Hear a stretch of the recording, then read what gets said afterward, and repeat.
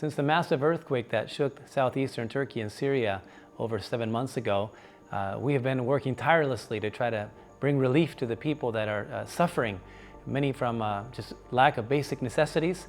But as time has gone on, there's been a real crying need for shelter.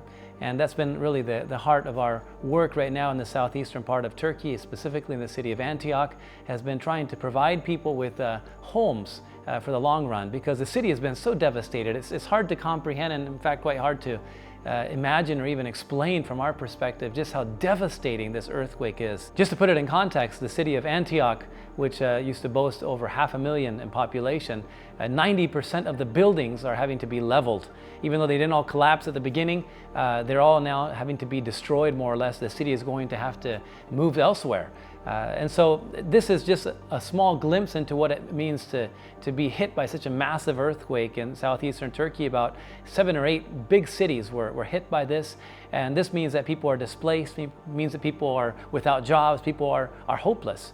And so we've been helping on many different levels. The local church there in Antioch has been reaching out to children, doing children's programs and doing amazing work and just connecting with people on their most basic needs. And in fact, the local fellowship has grown up out of this, even as so many have had to leave. Others have come in to fill that gap, and we have a whole group of new believers now in Antioch.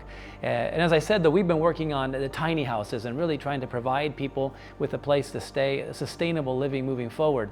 And what this has meant over now 7 months of serving them is that the whole community, now over 4,000 people that we're in contact with on a regular basis, we've been able to build, in combination with many other groups in that region, over 500 different tiny houses. But that's just not really near enough, because we have over 2,000 people or families in waiting for some sort of shelter, a house or a prefabricated home. And so we have so much work to do. In fact, one of those things that we need in continuing to meet this need is we need teams to come and be able to give us a week. You don't need to be a builder or professional carpenter to do this. All you have to do is show up with an able body and be willing to serve and help and interact with people. Teams of 5 or 6 people will do the job. We've got the materials, we've got the locations, we've got places to stay. We'll keep you well fed. But if you or any of people around you and your community would love to come and serve, we would love on our end to host you and put you to work and allow you to be part of what this beautiful work that's going on. And for us, the really exciting part now is that after connecting with so many people over such an amount of time, we see now a real spiritual hunger awakening. We see that the seeds that have been planted earlier on at the moments of their grief are now resulting in a real eagerness and earnestness in terms of the gospel and seeking some greater hope. And so I've had the joy of writing a book in this regard that's titled Why God? And it answers those questions of pain and suffering that so many of them are still grappling with right now.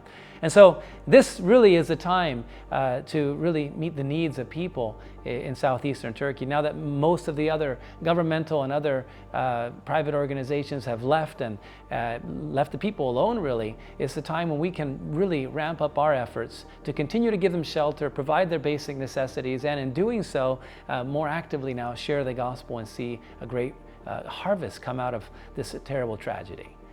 For anyone interested in teaming up with us or helping and supporting in one way or another the effort, the ongoing work in Turkey, feel free to contact me personally or any of the other Christian workers and missionaries in Turkey through CMML. We would be happy to connect with you and find ways to cooperate and coordinate efforts together.